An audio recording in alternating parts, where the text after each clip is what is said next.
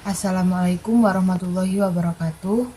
Kami dari kelompok 9 akan mempresentasikan PPT yang telah kami buat dengan judul Keberagaman Bentuk Muka Bumi, Tsunami, dan Dampak Tenaga Endogen. Saya Arindah Nuzulia Rohma dengan NIM 0604072065. Kemudian ada Dini Murniati dengan NIM 0604072072, dan yang terakhir ada Farah Ibtidanur Atiani dengan NIM 0604072075. Pada pembahasan kali ini ada 4 pembahasan. Yang pertama, proses pembentukan muka bumi. Yang kedua, bentuk muka bumi akibat tenaga endogen. Yang ketiga, bentuk muka bumi akibat tsunami. Dan yang keempat, dampak keberagaman bentuk muka bumi bagi kehidupan manusia. Yang pertama, ada proses pembentukan muka bumi. Keberagaman bentuk muka bumi ini tidak terjadi begitu saja dengan sendirinya, melainkan melalui suatu proses alam yang panjang. Keberagaman tersebut terjadi karena adanya tenaga endogen dan eksogen yang ada di bumi. Berbagai bentuk tenaga bekerja untuk mengubah muka bumi, baik dari dalam bumi maupun dari luar bumi, yang telah dikenal dengan sebutan tenaga geologi. Kemudian ada bentuk muka bumi akibat tenaga endogen. Proses tenaga endogen yaitu sebuah proses yang berasal dari dalam kerak bumi. Tenaga endogen sendiri memberikan bentuk tidak rata pada muka bumi, seperti halnya pada suatu daerah tertentu yang awalnya bentuk permukaan buminya rata atau datar, kemudian terkena proses endogen berubah menjadi pegunungan atau bukit. Materi selanjutnya akan dijelaskan oleh Dini Murniati. Kepadanya dipersilahkan. Baik, terima kasih Arinda. Di sini saya akan menjelaskan mengenai tenaga endogen secara geologi. Tenaga endogen secara geologi terbagi menjadi 3.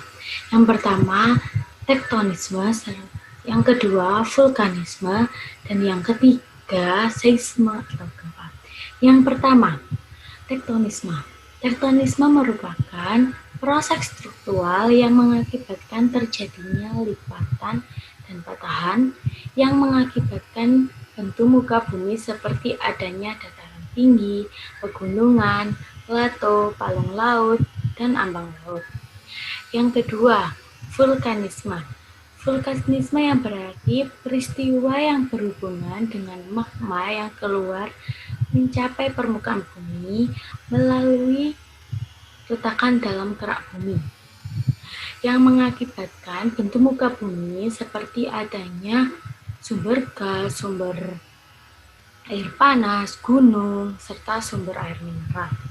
Yang ketiga, yang terakhir, seisme atau gempa. Seisme atau gempa yang berarti bergetarnya permukaan bumi sebagai akibat gelombang seismik terhadap lapisan-lapisan batuan atau litosfer. Gempa dibedakan menjadi 4. Yang pertama, gempa tektonik. Yang kedua, gempa vulkanik. Yang ketiga, gempa runtuhan. Dan yang keempat, gempa buatan. Tektonisme, proses lipatan. Tenaga endogen berupa tekanan yang sering terjadi di dalam struktur lapisan-lapisan batuan pembentuk kulit bumi atau yang sering disebut litosfer. Jika tekanan pada lapisan batuan ini arahnya mendatar dan bertuburukan, maka bentuk permukaan bumi akan melipat sehingga membentuk lembah dan puncak.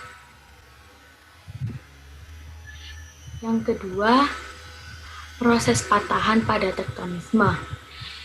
Merupakan lapisan batuan yang patahan tersebut mengalami pemerosotan atau amblasan membentuk lembah patahan dan ada pula yang terangkat membentuk puncak patahan. Puncak patahan disebut dengan horst, sedangkan lembah patahan dinamakan dengan flank atau graben. Dapat dilihat bentuk muka bumi akibat vulkanisme. Ada gunung seperti itu dan fenomena vulkanik dapat dilihat seperti itu. Selanjutnya, macam-macam gempa. Gempa ada 4, yaitu gempa tektonik. Gempa tektonik ini terjadi adanya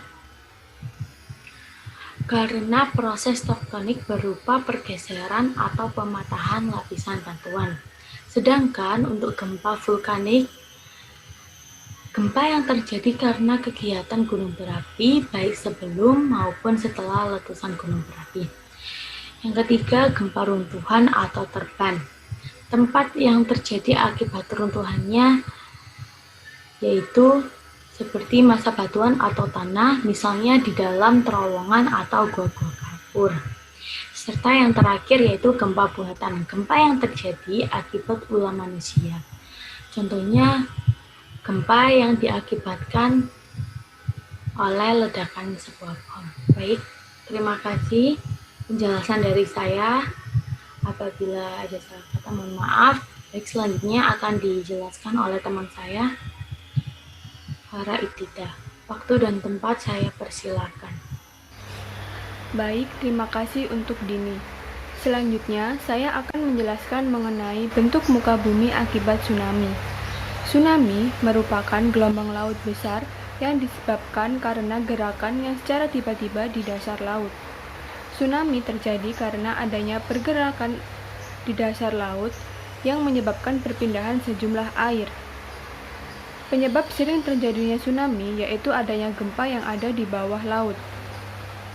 Akibat dari tsunami sendiri yaitu banyak menelan korban jiwa, serta dapat merubah tatanan kota dan fasilitas yang ada.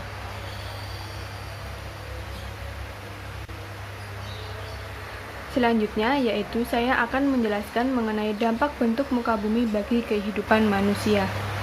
Yang pertama, dampak positifnya dahulu. Tenaga endogen membentuk relief muka bumi dan berdampak pada keragaman kegiatan ekonomi manusia. Yang kedua, bentuk hasil tenaga endogen dapat dijadikan daerah resapan air atau tangkapan hujan, serta bermanfaat sebagai irigasi. Dan yang ketiga, proses vulkanisme pada gunung api di Indonesia bermanfaat bagi lahan pertanian. Mengapa? Sebab abu vulkanik berakibatkan tanah menjadi subur. Dampak negatifnya yang pertama yaitu adanya lereng yang terjal tidak baik untuk dijadikan daerah pertanian. Yang kedua, proses endogen dapat mengakibatkan gempa bumi dan banyak menelan korban jiwa, serta kerusakan fasilitas yang ada. Dan yang ketiga, daerah-daerah pemukiman yang terjal tidak baik untuk dijadikan daerah pemukiman penduduk, sebab rawan akan terjadinya longsor. Adanya perubahan bentuk muka bumi pada suatu daerah tentunya memiliki keterkaitan pada aktivitas ekonomi penduduk di daerah tersebut. Kegiatan ekonomi masyarakat dapat dipengaruhi dengan adanya perbedaan. Perbedaan bentuk muka bumi di Indonesia jelas berbeda-beda, seperti daerah dataran tinggi, dataran rendah, pegunungan, pantai, serta perairan. Perbedaan ekonomi tersebut juga bisa disebabkan karena adanya pengaruh dari iklim, jenis tanah, sumber daya alam, bahkan tingkat kemampuan masyarakat itu sendiri yang berada di daerah tersebut. Yang pertama, kegiatan ekonomi di daerah pegunungan. Di Indonesia, daerah pegunungan tersebar luas di setiap pulaunya, baik itu besar maupun kecil. Kegiatan ekonomi di pegunungan seperti tempat usaha kehutanan, pertanian, serta perkebunan. Kegiatan ekonomi dalam bidang kehutanan diupayakan dalam bentuk penebangan kayu, pemeliharaan kayu, pengumpulan hasil hutan, dan adapun contohnya yaitu seperti rotan, damar, dan pengusahaan hutan. Yang kedua yaitu kegiatan ekonomi di daerah dataran. Kegiatan ekonomi di daerah dataran umumnya terbagi menjadi dua. Ada yang di daerah dataran tinggi dan ada yang di daerah dataran rendah. Contohnya seperti pertanian, perdagangan, industri, pertambangan, dan lain sebagainya. Pada dataran rendah, keadaan muka bumi yang relatif datar atau rata memberikan kawasan yang layak sebagai lahan pertanian, pemukiman, atau bentuk-bentuk pemanfaatan lahan lainnya. Transportasi di daerah dataran rendah pun lebih mudah dibandingkan transportasi yang ada di daerah dataran tinggi atau pegunungan, karena jalan yang ada di daerah dataran tinggi cenderung berupa tanjakan atau turunan yang curam dan tajam.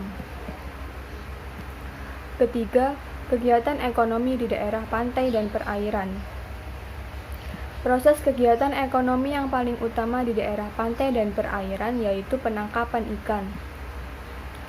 Tidak hanya menangkap ikan saja, upaya pemeliharaan ikan dan laut sekitar juga diutamakan. Kegiatan ekonomi penduduk lain di daerah pantai ialah mengolah garam, pelabuhan laut. Tak hanya itu saja, pusat-pusat industri dan perdagangan juga ada di daerah tersebut. Namun, dikarenakan di daerah sekitar pantai umumnya tidak sesubur di daerah luar pantai, sehingga sulit untuk dijadikan lahan persawahan, maka daerah sekitar pantai lebih dimanfaatkan sebagai perkebunan kelapa. Baik, yang terakhir, kesimpulan dari materi kali ini yaitu awal mula terjadinya proses bentuk keragaman muka bumi terjadi dalam jangka waktu yang cukup lama dan diakibatkan oleh salah satunya karena tenaga endogen. Tenaga endogen sendiri berarti sebuah proses yang berasal dari kerak bumi. Dengan begitu akan muncul pegunungan, gunung, dataran tinggi, dan lain-lain.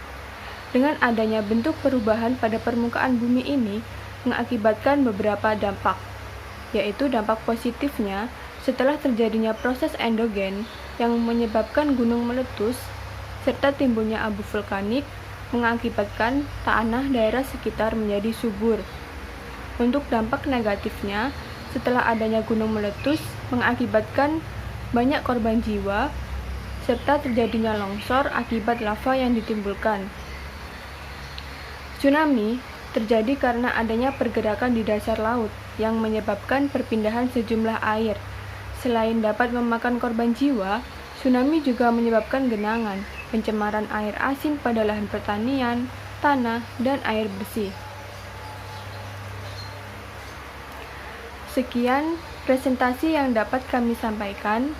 Kurang lebihnya mohon dimaafkan. Assalamualaikum warahmatullahi wabarakatuh.